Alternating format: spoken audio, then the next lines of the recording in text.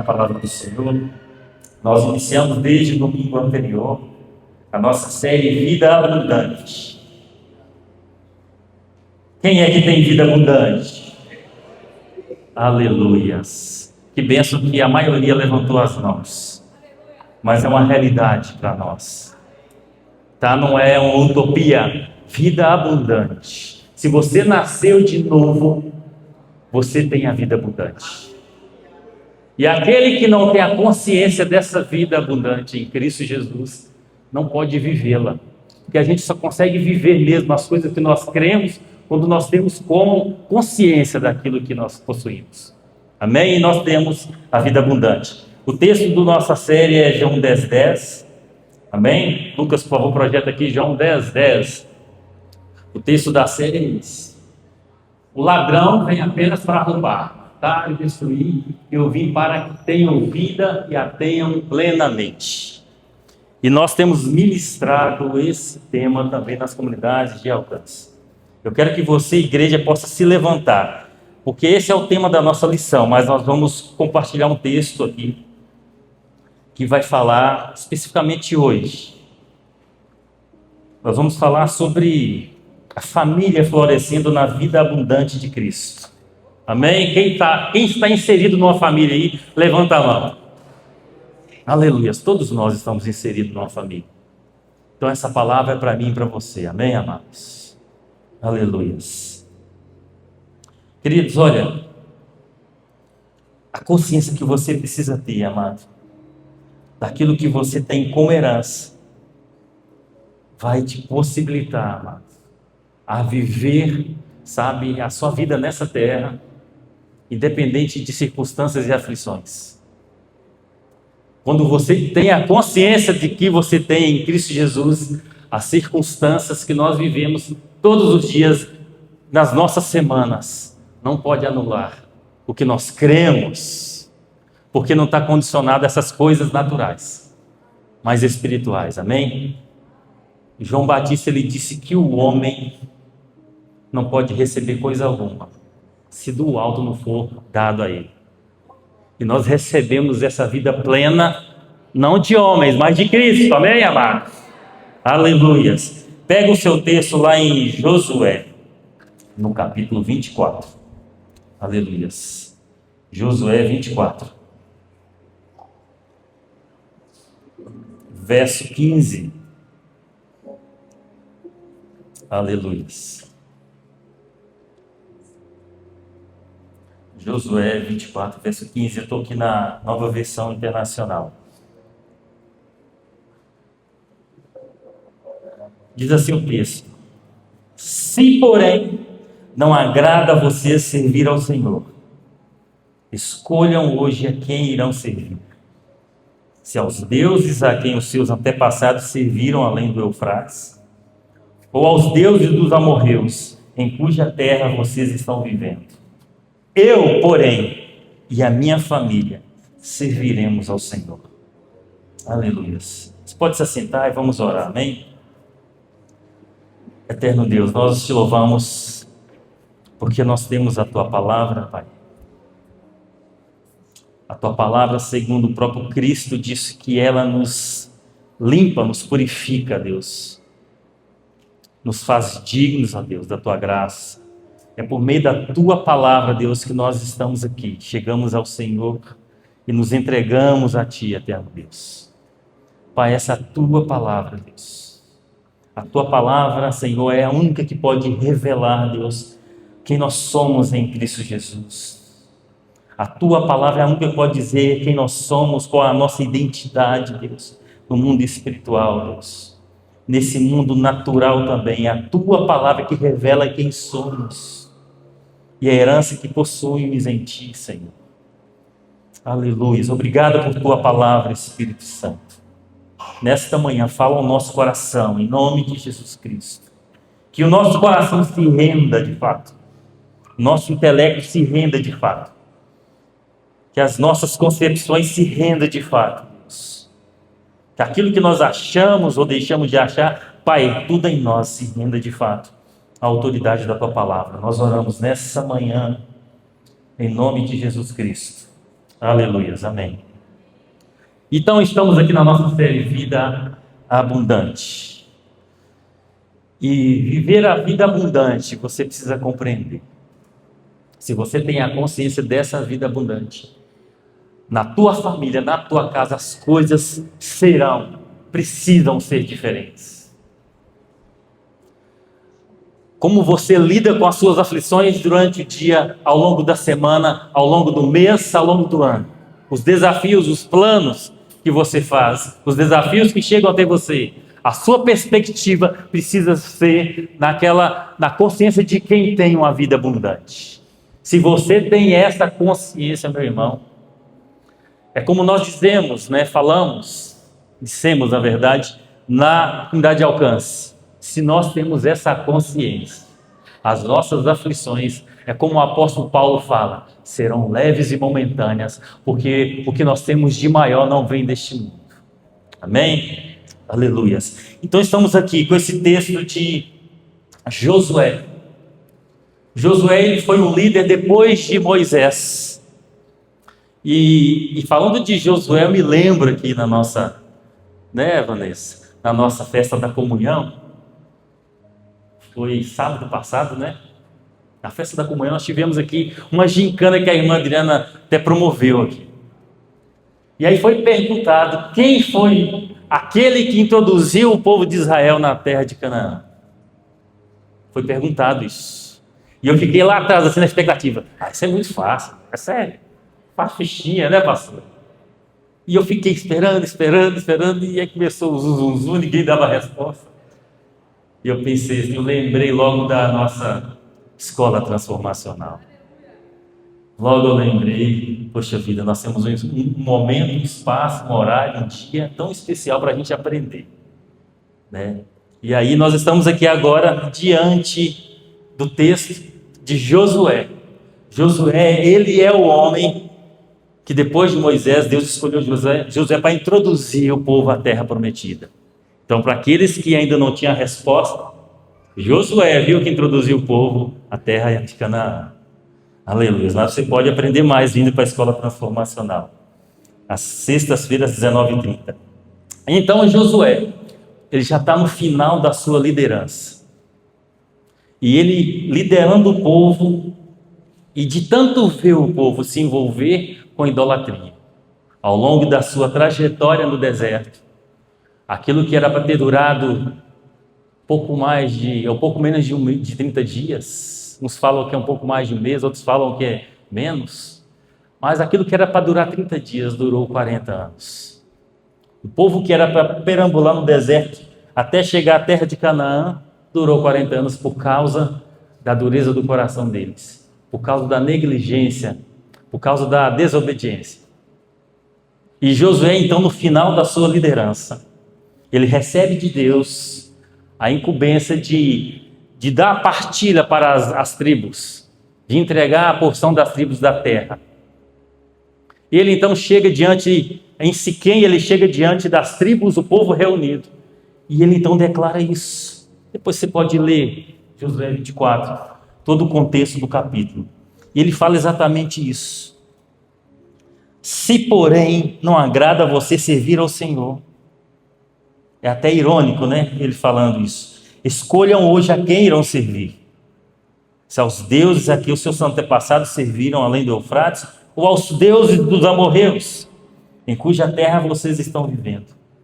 Mas Josué, ele traz algo assim que destaca aqui no texto. Ele fala assim, porém eu e a minha casa, a minha família, nós vamos servir ao Senhor. Ele traz uma direção para a casa dele, mas ele deixa isso muito aberto. O livre-arbítrio, ele traz isso de forma muito pública e enfática. Não sei quanto a vocês, mas eu vou servir. A minha casa, vamos servir ao Senhor. E ele usa aqui um texto, uma palavra, um verbo, servir. Essa palavra no hebraico é avad ou abad. Essa é uma palavra que a gente vê muitas vezes no Antigo Testamento, quando o povo, nesse contexto da história de Israel, estão adorando a Deus. A palavra usada é abad ou avad. que adorar por meio do serviço. Servir a Deus, nesse contexto, é adoração. Então ele fala assim, olha, eu e a minha casa, vamos continuar adorando a Deus, servindo a Ele. É isso que Josué traz para o povo, essa direção. Essa palavra servir implica adoração, entrega, serviço com o propósito de adorar a Deus, de servir ao propósito dele. Aleluias. Essa é a chave, amado, para nós compreendermos dentro da nossa família como viver a vida abundante. Como se vive a vida abundante. O texto de João 10,10 fala que Cristo ele vem nos dar, ele veio trazer para nós vida. E aí o texto de João fala, mas vida em abundância. A gente sabe, o pastor Marcos trouxe aqui na semana passada, vida no hebraico é zoe. Mas nesse texto de João 10,10, Cristo ele usa a palavra zoem perisson. Ele fala da vida como essência que nós recebemos de Deus.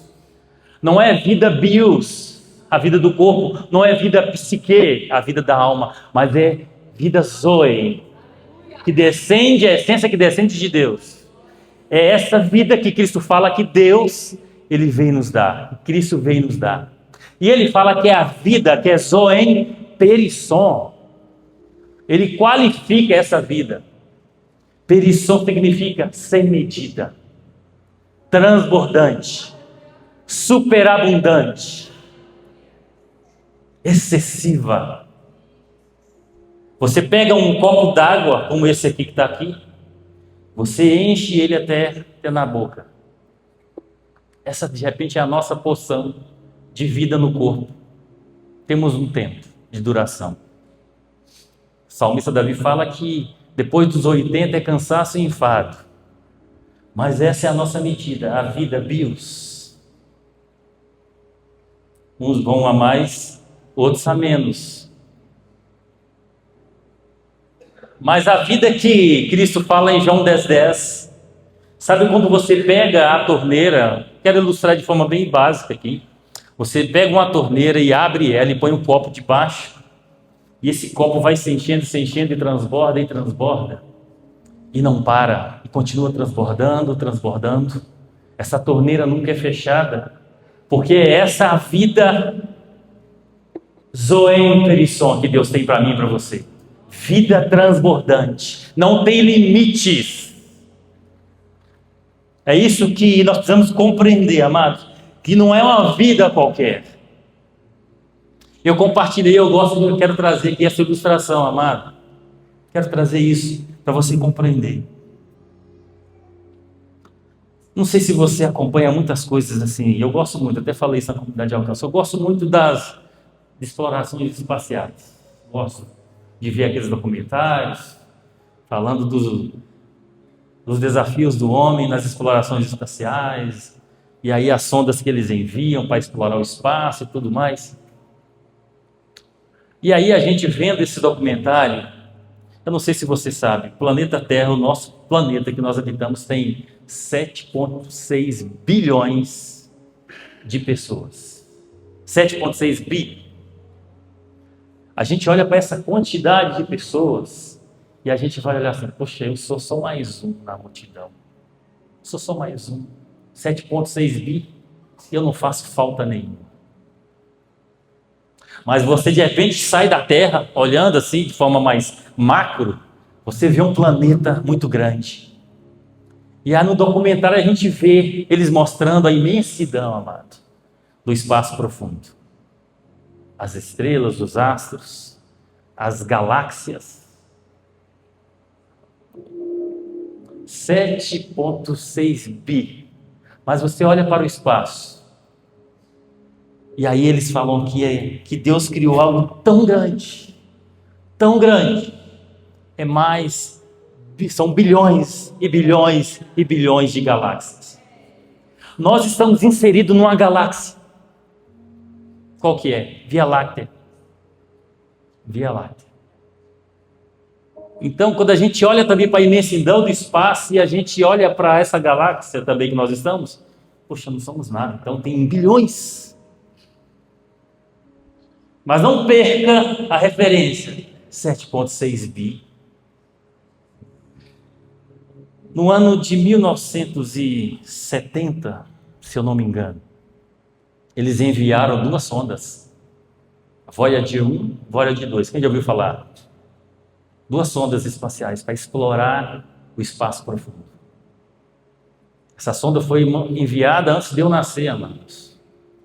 E olha uma coisa, a imensidão daquilo que Deus já criou. Essa sonda, nos dias de hoje, ela não chegou na metade da nossa galáxia. Não conseguiu sair da nossa galáxia.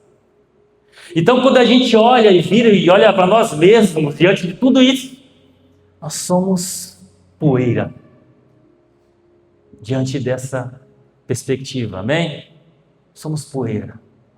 Mas o que eu quero dizer para você que, sabe, que transborda o nosso coração de alegria, é que esse Deus imenso, que é muito maior do que essa imensidão toda que Ele mesmo criou, Ele resolveu habitar dentro de você.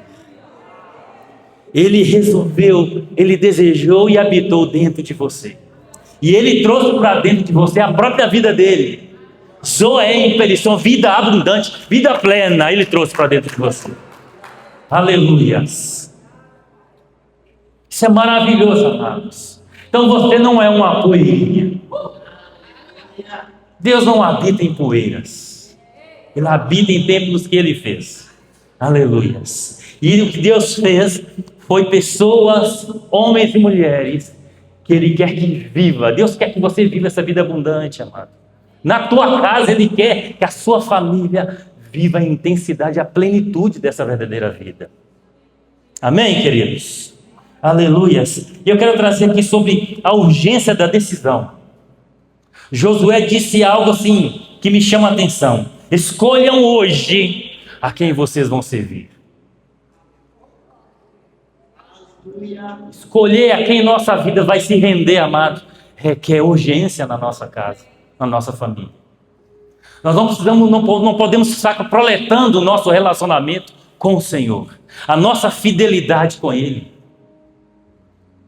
No texto de João 10,10, antes de falar dele mesmo, do próprio Cristo e o propósito por que Ele veio, Jesus dá uma advertência para os seus discípulos. O ladrão, Ele fala do ladrão. Ele fala, olha, o ladrão, ele veio para matar, roubar e destruir.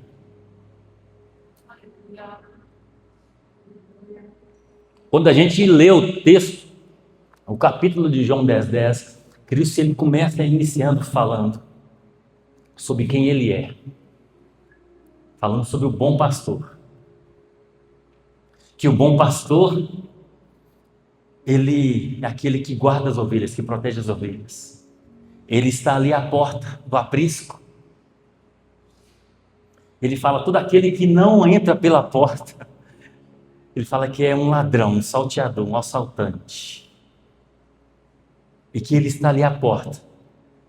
E eu estava pesquisando sobre isso. Até hoje ainda é uma cultura no Oriente Médio, em que os apriscos têm ali a figura do pastor que guarda a entrada da porta das ovelhas. E Cristo ele traz então nesse texto ensinando, eu sou o bom pastor. E ele fala algo maravilhoso. Ele fala que ele vai à frente e as ovelhas o seguem porque elas reconhecem a voz dele.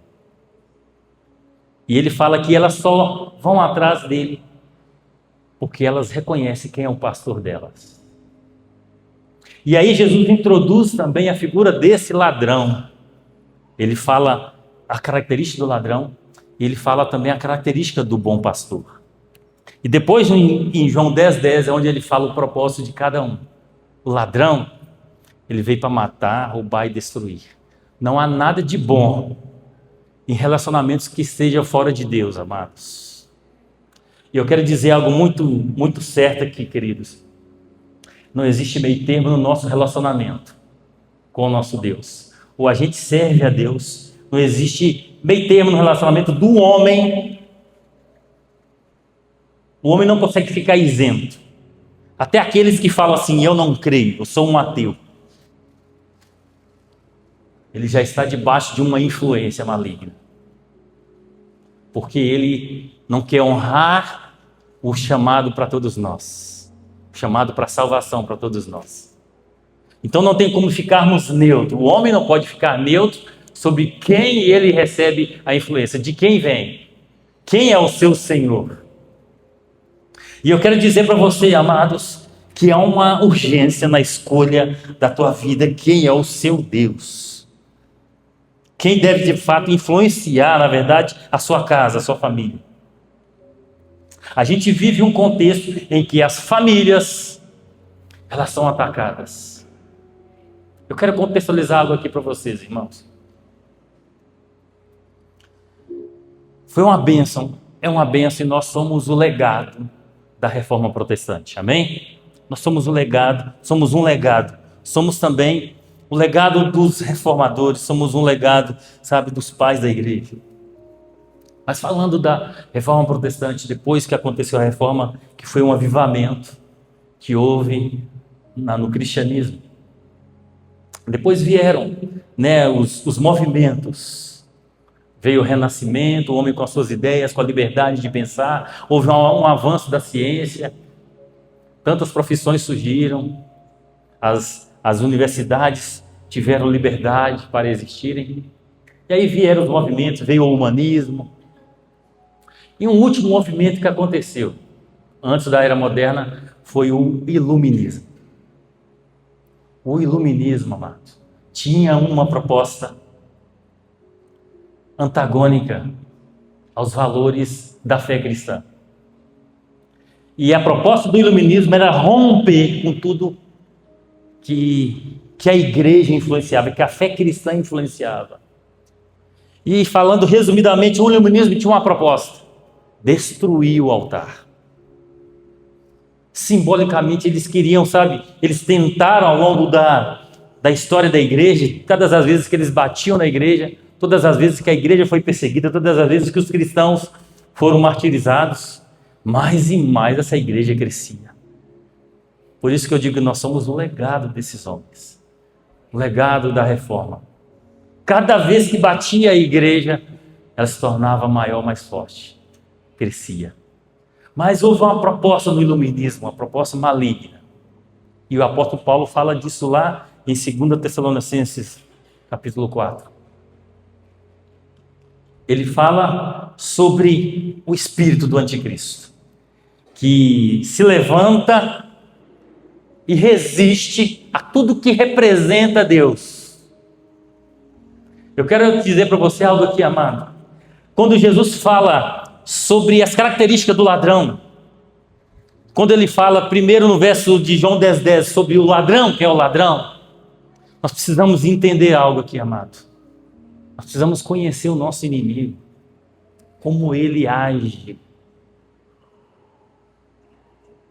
como ele se move, qual o modus operandi desse inimigo. E lá no Iluminismo, ele já trouxe a proposta. Eu preciso implodir essa fé cristã, essa igreja de dentro para fora. E aí então, é por isso que nós vivemos hoje num mundo, em uma realidade em que as propostas que existem, na política principalmente falando, que é tanto, atacar a família, atacar a base da sociedade. Isso é uma agenda, amado, deliberada do diabo. O espírito do anticristo resiste a tudo que representa Deus. E a família é um projeto de Deus, que ele deliberadamente, ele quer destruir. Ele quer anular. Então Jesus dá uma advertência: o ladrão, ele vem para matar, para roubar e destruir. Mas Jesus fala: eu vim para trazer vida, e vida é abundância. E quando eu vejo Josué no capítulo 24, falando, depois de ver o povo se perdendo tantas vezes nas suas escolhas, negligenciando a fidelidade a Deus, e Josué ele cansado, porque é assim, amados, as escolhas que muitos de nós fazemos impactam sobre todos, sobre a maioria. Na nossa nação, todo lugar é assim. A escolha que um povo faz impacta sobre o destino de um povo. E muitos lá em Israel fizeram a escolha por envolver com ídolos de nações pagãs. E eles sofreram ao ponto de perder-se toda uma geração pela desobediência. E eles não conseguiram entrar na terra prometida. Não conseguiram viver a abundância de Deus, a bênção, a promessa. Porque eles negligenciaram o relacionamento com Deus. Eles não ouviram a voz do pastor, do bom pastor. Eles foram influenciados por paixões, por, as distrações do mundo. Eles não priorizaram a própria família, o relacionamento com a própria casa. E eu preciso dizer algo aqui, amados. Tempos difíceis geram homens fortes. Aproveite o tempo que nós estamos vivendo, querido, e seja forjado em nome de Jesus. Em nome de Jesus. Tempos fáceis, onde as coisas acontecem com facilidade. A influência das coisas que vem com muita facilidade forjam homens fracos. Então aproveita esse tempo que está sendo desafiador para mim e para você, para as nossas famílias. Vamos crescer, queridos. Vamos viver essa vida abundante. Aleluias. Não tem sido fácil, eu reconheço. Os tempos que nós vivemos têm sido difíceis. Mas é importante nós fazermos a nossa escolha de fato. Todos os dias fazemos essa escolha. Todos os dias nós, dobrarmos o nosso joelho, interceder pelas nossas famílias, pelas nossas casas. E declarar a Deus, Deus, eu não sei os demais, mas eu escolho servir ao Senhor com a minha casa. Aleluia! Aleluia! Homens, não perca o seu sacerdócio. Assuma a sua autoridade dentro da tua casa. Autoridade espiritual, nós estamos falando de vida abundante. Vida abundante é algo espiritual, não é algo natural. Mas é algo espiritual que influi na tua vida natural, queridos. Assuma o seu sacerdócio. Interceda pela tua casa. A falsa espiritualidade, o passado e o presente. Josué expõe com precisão a cirúrgica duas maiores tentações, amados. Os deuses da além do Eufrates. Está falando da idolatria do passado, da tradição familiar. A tradição que não coopera com o propósito de Deus na nossa família. Às vezes a gente recebeu uma tradição religiosa, amados. E nós falamos disso dentro da nossa comunidade, ou melhor, da nossa escola transformacional. Sobre obras mortas, coisas que nós recebemos às vezes dos nossos antepassados, da nossa família, que não nos leva ao propósito de Deus. E a gente precisa discernir e se livrar disso. Quando ele diz assim, olha, escolham hoje a quem eu servi. São os deuses a quem seus antepassados serviram além do Eufrates. São tradições. De repente nós estamos aqui hoje, nós não vamos nos envolver com deuses, com, divindades pagãs, nada. Mas existe o Deus desse século, amado. Existe os deuses deste século, que sutilmente vai entrando na nossa casa, na nossa família. Quando Jesus fala do modus operandi do ladrão, ele está falando que o ladrão, ele é sorrateiro, ele é estrategista, ele é silencioso, ele vai inserindo, as suas artimanhas, as suas flechas dentro da tua casa e você nem vê. Sabe quando você está cuidando de um jardim? Você está dedicando ali ao jardim e aí, do nada, seu jardim começa a murchar, começa, ficar feio, perder a vida. Uma praga às vezes abate lá o seu jardim, você não sabe o que é. Sorrateiramente começou a acontecer. E é assim que o diabo, o ladrão, faz. Ele age silencioso, ele não tem nenhum propósito de se revelar que está agindo na tua casa, na tua vida. Ele quer se esconder. É por isso que Cristo está nos advertindo. O ladrão, ele veio para matar, para roubar, para destruir. O caráter dele é esse. Ele não entra pela porta. Ele pula o muro. Ele arruma outra entrada para arrebatar as ovelhas. O mal não vem com aparência de mal, não, amados. O mal vem vestido bonito, bem apresentável, atrativo. O pecado é atrativo. O pecado é gostoso. O pecado não tem uma aparência horrível, não. A nossa carne se satisfaz com a aparência do pecado, porque ela não é escabrosa, não nos afasta, pelo contrário, tem o propósito de nos atrair. Mas a palavra fala que nós não podemos nos mover por aquilo que a nossa carne deseja, pelo que os nossos olhos veem, é pelo aquilo que nós recebemos do Espírito Santo, é pela visão, pela mente de Cristo que nós temos. Aleluias!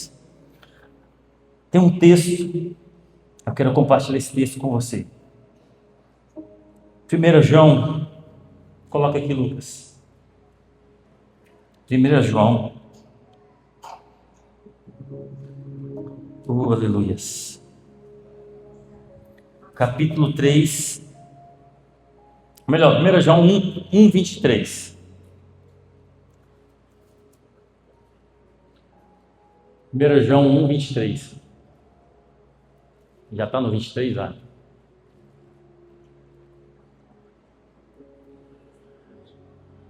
Primeiro João 1, 23. Por favor. Deixa eu pegar aqui na minha. Pronto. Não é esse texto. Não é esse texto. Desculpa, é 1 Pedro. Eu falei 1 João, é porque eu estou influenciado pelo capítulo aqui. 1 Pedro 1, 23. Olha, vocês foram regenerados, não de uma semente perecível, mas imperecível. Semente que não morre, amado. Imperecível é a semente que não morre, por meio da palavra de Deus viva e permanente. Vai lá no verso 3, Lucas, por favor. Aleluia. Bendito seja o Deus e Pai do nosso Senhor Jesus Cristo. Conforme a sua grande misericórdia, Ele nos regenerou para uma esperança viva, por meio da ressurreição de Jesus Cristo dentre os mortos. Eu destaco aqui essas duas palavras: regenerou e viva a esperança. Nós recebemos uma nova Gênese. Você não entendeu, igreja? Quando o homem foi formado lá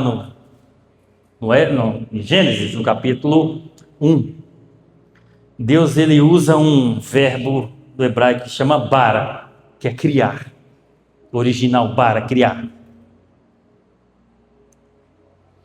E o efeito dessa palavra que Cristo fez quando ele foi à cruz, entregou o seu sangue lá e nos regenerou novamente.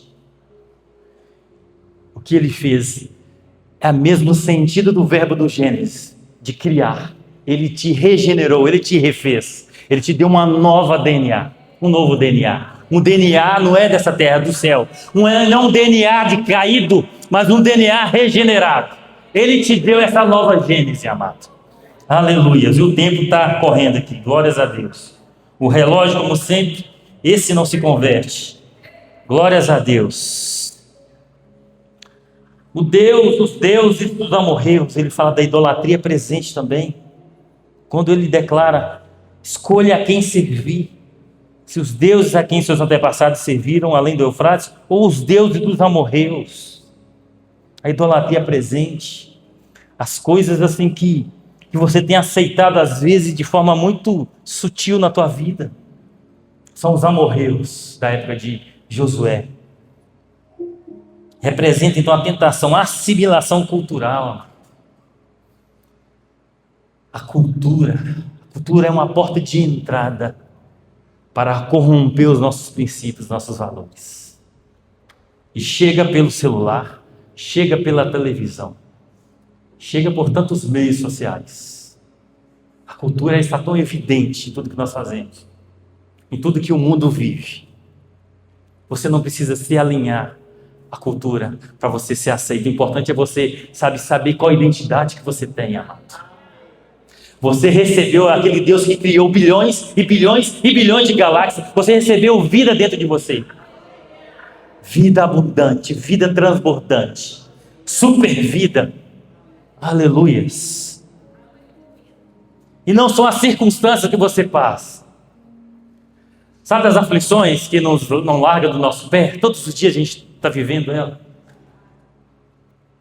Os sofrimentos, lutas, não importa. Elas não podem mudar a realidade que você recebeu. A vida abundante que você tem dentro da tua casa, da tua vida. A circunstância não pode anular isso. Essa consciência precisa entrar dentro de você, querido, para que você não seja afligido pela falta do recurso financeiro, às vezes, que você está passando na tua casa. A vida abundante não tem a ver com o material. Não tem a ver com dinheiro na conta. Às vezes a gente faz uma ideia equivocada. O que é viver plenamente, abundantemente? É trocar de carro todo ano. A minha conta está sempre abastecida, cheia. Eu tenho sempre dinheiro lá para emprestar. Eu viajo para onde eu quiser. Qualquer época do ano. Quantas viagens você faz por ano? Faço 12 viagens, uma por mês. Isso é vida abundante? Isso não é vida abundante. Vida abundante é quem habita dentro de você. É quem mora, quem fez morada dentro de você. Não são as suas paixões pelas coisas dessa terra. Aleluias. Glórias a Deus, estamos encerrando. Daqui a pouco nós vamos celebrar a ceia. Aleluias. Deus é maravilhoso. A expressão eu, porém. Josué trouxe isso com muita ênfase. Eu, porém, vou servir ao Senhor com a minha família. Exige um posicionamento. Diante de tantas ofertas que temos nesse mundo, que a cultura traz, que essa vida contemporânea traz. Você precisa, homem, mulher, família, você precisa se posicionar. Sabe o que Josué falou? Debaixo do teto de Josué, vai ser segundo os princípios que eu creio. Não vai entrar aqui cultura do mundo. Na minha casa é debaixo dos meus princípios. E eu e a minha família vamos servir ao Senhor. Posicionamento. Não é você ficar inerte, calado, com medo do confronto, com medo, sabe, da consequência do seu posicionamento. E é por causa dessa aceitação, sabe, amado, omissa, que o povo de Israel não entrou na terra prometida. Eu digo aquela geração que se perdeu. E é por causa desse posicionamento que nós podemos possuir aquilo que tem a ver com a nossa vida abundante.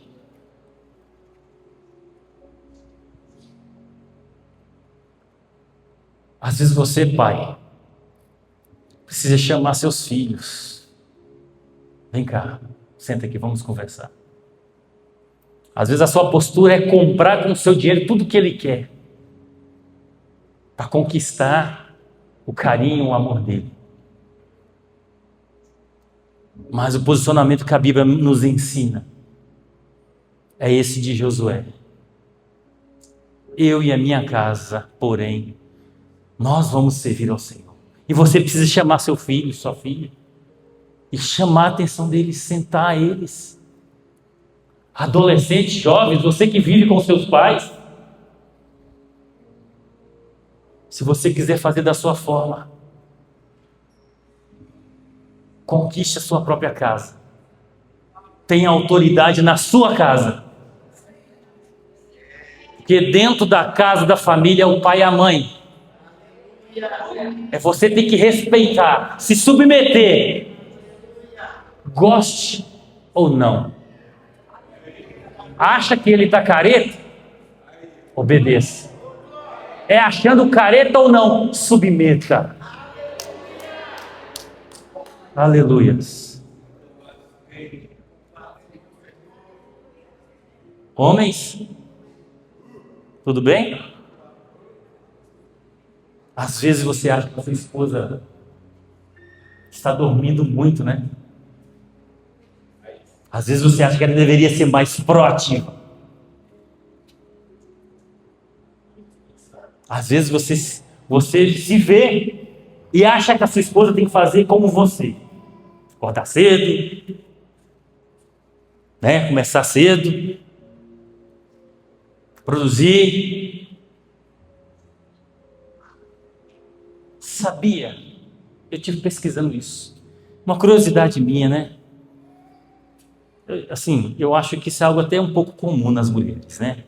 As mulheres gostam de um soninho. Normal. Aí eu fui pesquisar, pastor. Por que será? Será que tem algum problema biológico ou uma diferença biológica? Qual que é a resposta? Não tem problema biológico com a mulher. É que a mulher, ela foi chamada e ela recebeu de Deus, dessa vida abundante, uma capacitação para viver coisas que você nem percebe, mas ela está vivendo. Nessa vida abundante, que às vezes você não consegue identificar na sua esposa. Ela vive os dias dela, ela governa o seu dia. Provérbios 31, a mulher virtuosa, ela governa o seu dia, administra as coisas dentro, sabe, da matemática dela, da característica que ela recebeu de Deus. Portanto, não mida a sua esposa olhando para você. Compreenda ela a partir do olhar dela mesma.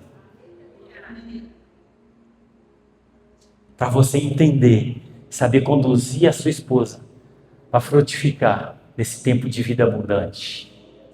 Mulheres? Oi? Tudo bem? Aleluias. Mulheres, é quase que a mesma coisa. Os homens não dormem como vocês. Tem uns que não, tem uns que sim. Mas eu preciso dizer para você, mulher, respeite a autoridade que Deus deu para o seu esposo.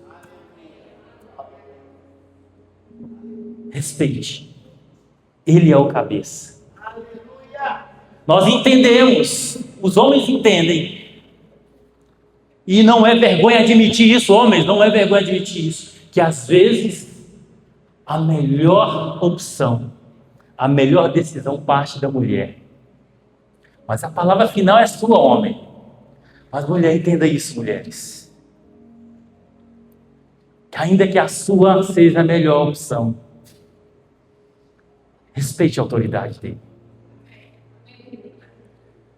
Porque o nosso chamado é para a obediência.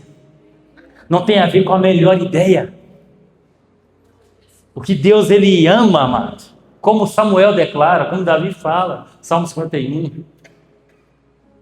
Saber melhor obedecer do que sacrificar. Entenda também a dimensão, sabe, do pensamento do seu esposo. A partir do olhar dele, não do seu.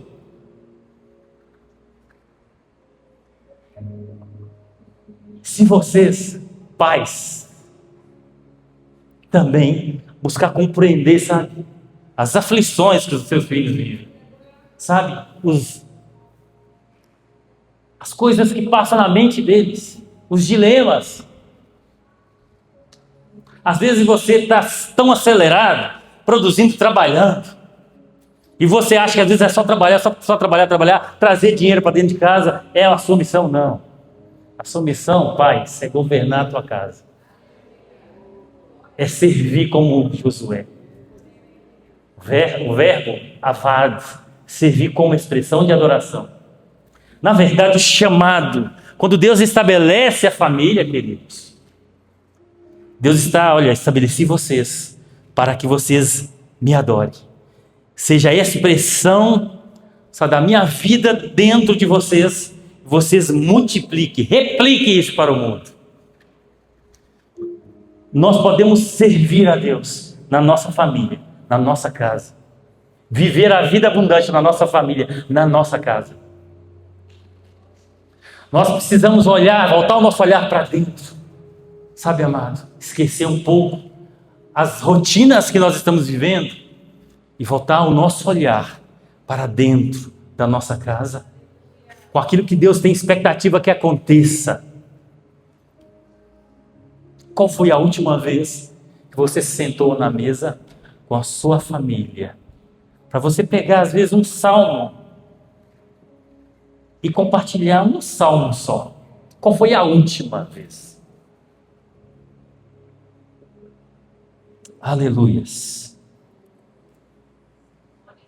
Tim Keller, o autor Tim Keller, eu quero compartilhar isso aqui. Olha, ele lidando com famílias. Tim Keller, ele faleceu, deve ter 2 anos. O pastor. E ele pastoreou a igreja da cidade em Nova York. É um homem muito proeminente, né? Uma referência como teólogo, como pastor. Ele fala assim, olha, o casamento e a família não são apenas para a nossa felicidade. Sabe quando a gente casa, né? Eu já casei, tem vários aqui também, que a gente ouve essa palavra, olha, eu me casei para eu fazer minha esposa feliz. Ela se casou para me fazer feliz, né? Nós ouvimos isso, amém? Isso é verdade. Eu continuo crendo, é verdade. Não tem a ver conosco, tem a ver com o nosso cônjuge. Mas o Tim Keller fala algo aqui, olha que maravilhoso. Não só para a felicidade, mas para a nossa santidade, para nos moldar a imagem do bom pastor. Você pode replicar na tua casa a imagem de Cristo, na tua família a imagem de Cristo. Amém, irmãos? Não seja negligente. Faça como Josué. Decida hoje. Olha para dentro da tua casa, vê aquilo que está em desordem. Que influência que você não tem aprovado que está acontecendo na tua casa. Às vezes é um pedido de perdão. Às vezes uma palavra que foi atravessada. E às vezes acontece com certa naturalidade. Ou tomou-se um rumo tão normal que você não sabe mais quando você ofende. Nós estamos falando de vida abundante. A vida que já existe dentro de nós, que já é uma realidade dentro do seu coração. Nós recebemos o nosso espírito, queridos, a vida abundante, o transbordar de Deus. E o transbordar de Deus decorre também de um posicionamento, como Josué disse. Eu, porém, autoridade, posicionamento. E a minha casa, sabe, é uma consagração individual e ao mesmo tempo coletiva. Não é só coletiva e não é só individual. É individual e coletiva. Eu, juntamente com a minha família. Porque às vezes tem casas que só o homem ou a mulher está servindo a Deus. E o caos está instalado. Mas falta posicionamento. Porque não é só um, não é só o outro. São as duas coisas. É individual. E o coletivo precisa desejar servir a Deus. Adorá-lo. Fiquem em pé, queridos. Estamos encerrando. Aleluias. E esse é o momento.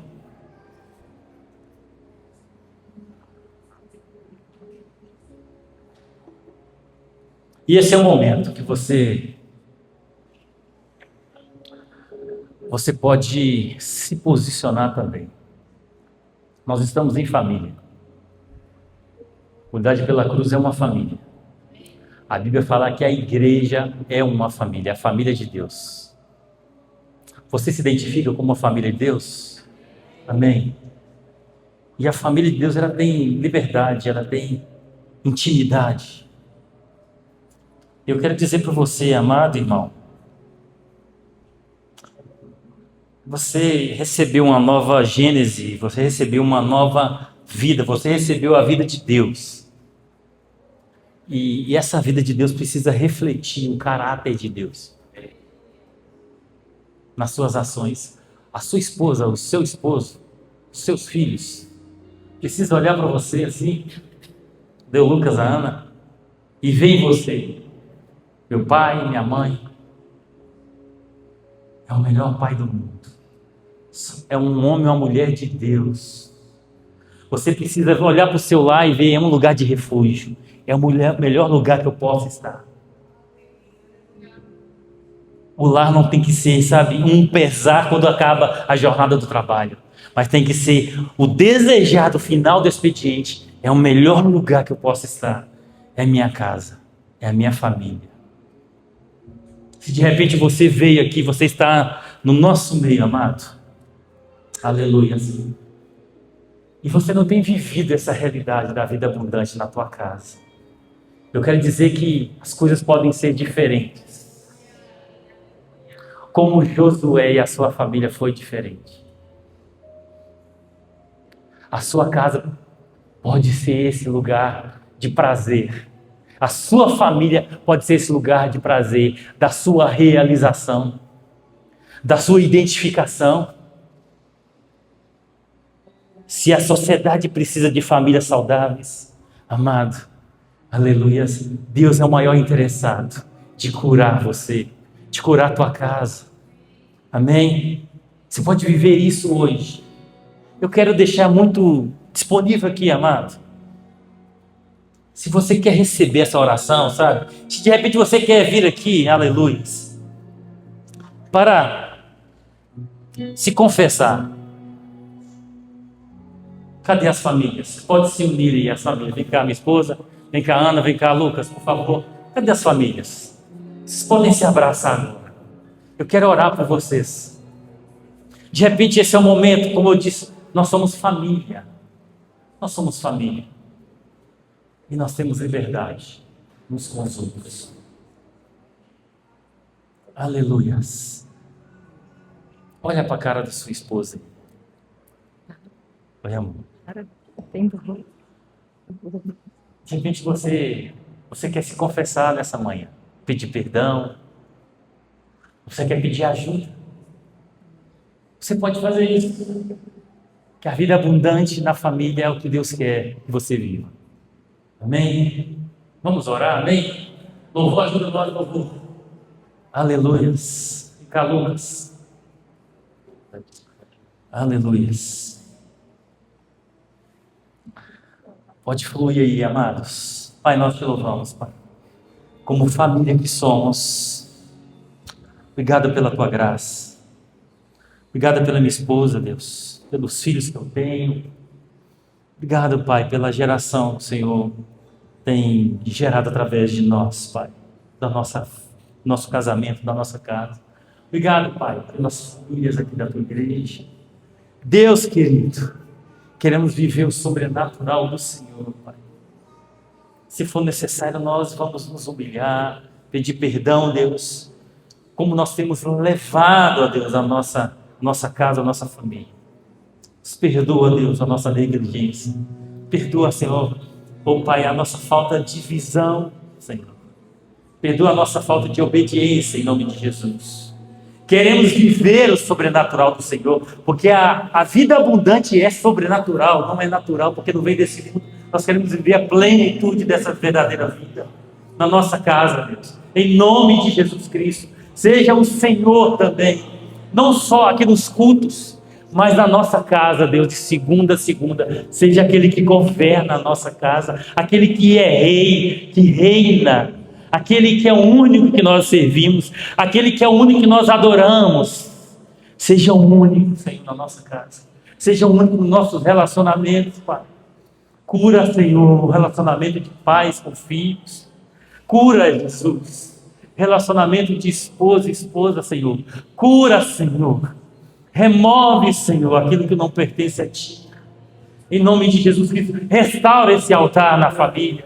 Nós oramos a Ti para que o altar seja edificado para Ti. Como o Salmo Deus 127 diz, oh Deus, bem-aventurado o homem, ó Deus, que edifica a sua casa por meio da Tua graça, meu Deus. Se eu quiser edificar minha casa sem o Senhor, ser o primeiro, eu serei frustrado. Então seja o primeiro na minha família. Em nome de Jesus nós oramos. Em nome de Jesus. Aleluia. Você vai receber